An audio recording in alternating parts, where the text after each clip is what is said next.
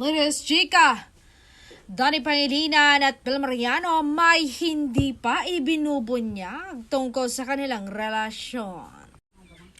Kamakailan ay nagbigay ng update itong si Donnie Pangilinan sa mga tagahanga tungkol sa estado ng kanilang relasyon ni Bel Mariano. Bilang tugon sa mga komento sa online world, ipinaliwanag ng aktor na mas gusto nilang panatilihing pribado ang kanilang aspeto ng kanilang relasyon upang tunay na mapahalagan ang mga ito.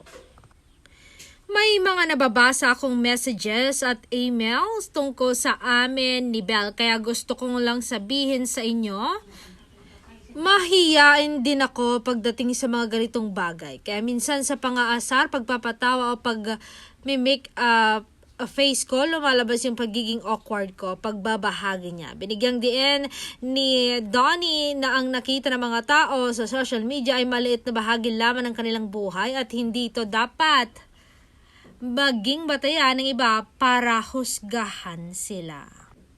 Bagamat nasisihan daw siyang ibahagi ang ilang mahalagang pangyayari sa kanilang relasyon sa kanyang mga tagahanga, pinapahalagan pa rin nila ang kanyang partner na panatilihing pribado ang ibang mga sandali.